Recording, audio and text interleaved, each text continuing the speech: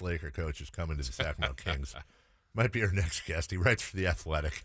And he's so fun on Twitter. The one, the only, Jason Jones. Good morning, Jason. It's David. It's Jay. How are you? I'm good. How you guys doing? Great. When you heard it was Mike Brown, what was your initial thought, Jason? It's kind of like, man, I mean, I wasn't like moved or like, wow, because initially my question has been the last week or so is why are they in such a hurry? Yeah. Like why do they have to have a coach right now? Yeah. That was my initial thing.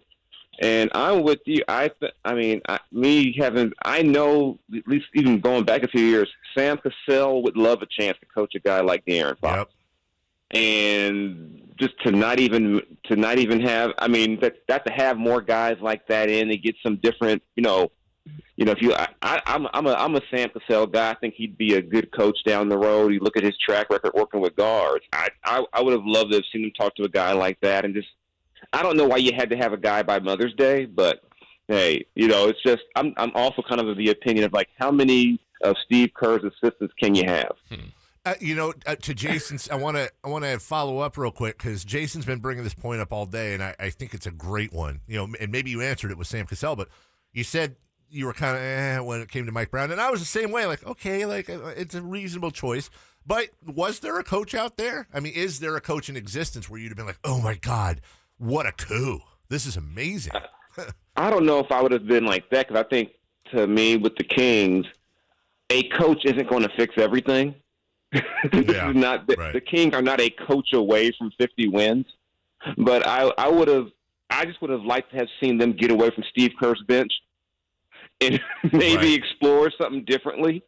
Yes. And it's not. I don't mean that to knock Mike Brown. I don't think Mike Brown's done anything to not deserve an opportunity, but I mean, at some point, could you at least leave the Golden State Warriors alone? And there are other organizations, other coaches that you can look at some point. What?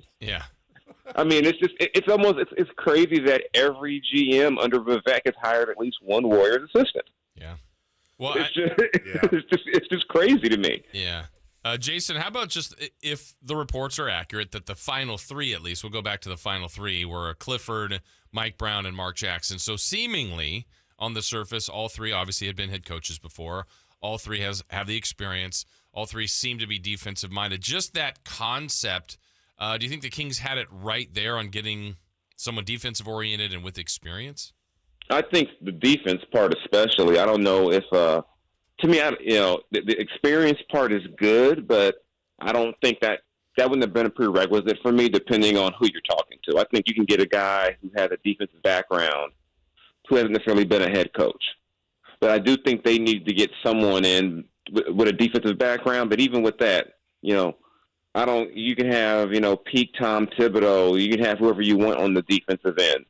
If you don't get some defensive players, it's like, so what? It's like, okay, the guy can come in with a great scheme, great idea, great plan. If your point guard still defends when he feels like it, it's not going to change much. Jason Jones with us from The Athletic. Sounds like a lot of us are really in lockstep. Mike Brown's a perfectly reasonable hire. Doesn't matter if the roster ain't there. We made the point earlier, Greg Popovich is 14 games under 500 this year. Pretty sure he's still a good coach. So let's focus on the drama then, Jason, because the fun part, and I say fun in air quotes, of this search was all the drama that was leaking out all over the place. And we don't know what's true and what's not. Was Mark Jackson a Vivek pick? And did Joe Dumars try to form a coup and fail and go to the NBA? And, is Wes Wilcox and Mike Brown have the same agent? And where's Monty and all this? Let me ask you this. What do your instincts tell you, Jason? You've covered this team as long as anyone, both for The Athletic and the Sacramento Bee before it.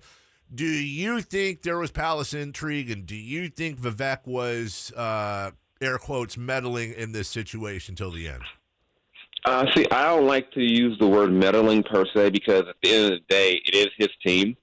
So it's kind of, it's like, well, if he wants to hire Mark Jackson, he has every right to hire Mark Jackson. Jason, let me counter, and because I love you and respect you, and I'm not picking on you, but I was there and you were there when he was on the floor in the fight. In fact, I was just fresh off the ladder opening night and looked over at him when he came out and said, "This is your team and it's here to stay." I don't buy.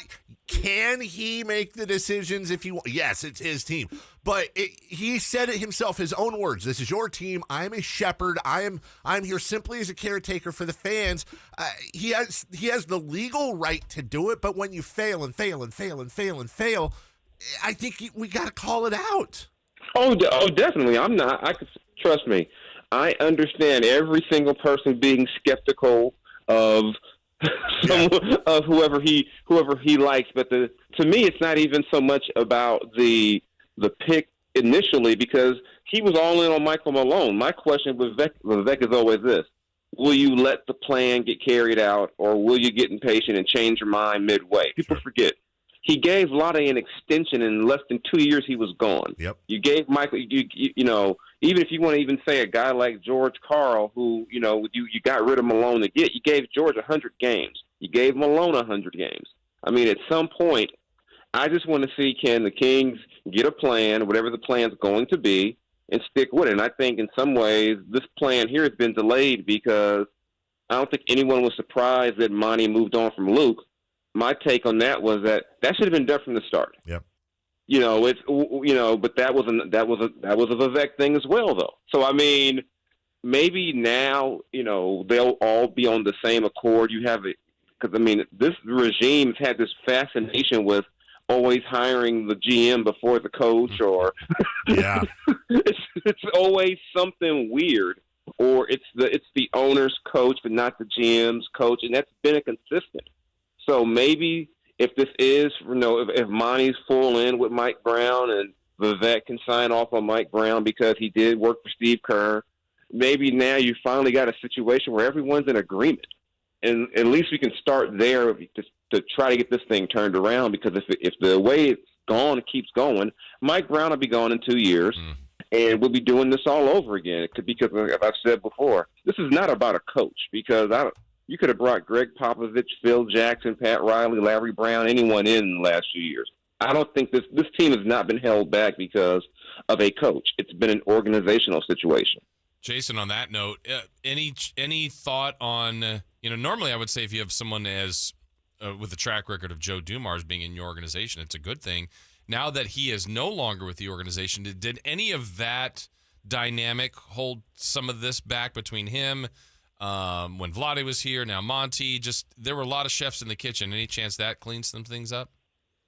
You would hope so, because as we've seen since 2013, a lot of times the most powerful person in the Kings isn't the GM. It's the former player who hangs out with Vivek. Yep. No, listen, Roger Craig was the first one. Chris Mullen, Mitch Richmond, Vlade Divac, Joe Dumars. There's always I want to know, if I'm Brad Miller right now, I'm shining my resume out. Who's it going to be? I mean, like maybe Mike. If Mike Bibby starts sitting at games all next season, it's like, okay, Mike Bibby's about to be the GM. If anything. Because my thing with Joe was that if Joe's not running the show, why is Joe there? Right. I mean, so I think just in that alone, not having Joe there at least gives a little bit of clarity. Because, like I said, it's been a weird thing. You never look at the GM with Vivek. It's like, well, who's he hanging out with? Okay, well, Brad Miller's at a lot of games. Monty better watch out. And that's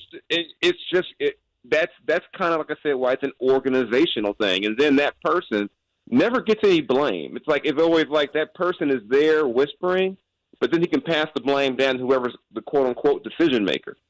So maybe having Joe out of the room can make it Vivek to Monty, and then down the food chain, so to speak. So I think, that's not for me trying to knock Joe per se, but maybe that'll help, because Joe was influential in getting Vlade out, but then he's not running things. I don't get this, but it's almost like if it were normal, it wouldn't be the Kings.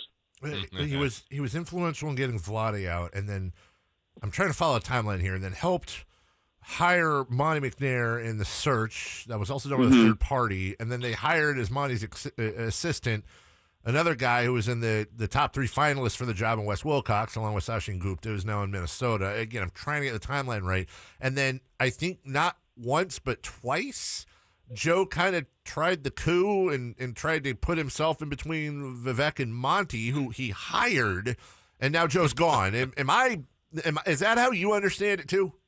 That's how I kind of see it. What makes it so weird as well is that, remember when Vlade was first let go, it was announced that basically this is Joe's show to run. And then it becomes, oh, we're going to hire a firm and Joe's going to help. It's like, well, and then I have some people tell me that Joe wants to be in charge, but he doesn't want the day-to-day responsibility / blame if things don't go wrong, but he wants to have a big say. Then it's like, well, then they create this position of chief strategy officer, which I don't know what that meant, but right. It's just, I'm like, unless at least he has a title. Remember, Vlade showed up, was like, what are you here doing? What are you doing, Vlade? He's like, I'm here learning. They're like, learning what? And Pete D'Alessandro was like, well, I don't know what's going on either. So, I mean, maybe it eliminates some of the confusion or, the potential of the whole coup thing. But when you have an ownership situation that's proven that that Vivek will change his mind on a whim, can you really blame guys trying to, whether it be a coach, whether it be Dave Yeager trying to get his say on the roster, or whether it be a GM? You can't really blame them because, well, it's been shown that Vivek will change his mind and change the plan midstream.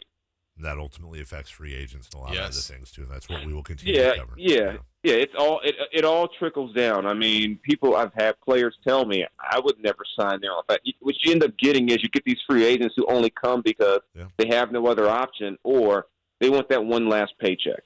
The always fantastic Jason Jones writes for The Athletic. Go to theathletic.com or go to the app itself. Beautifully curated sports information from some wonderful, wonderful writers like Jason, like our friend Sam Amick, and so many more. Jason, appreciate you getting up this early for us. Thanks so much, my man. No problem. Take care, guys. All right, Thank you. You too. That's Jason Jones. A lot to cover there.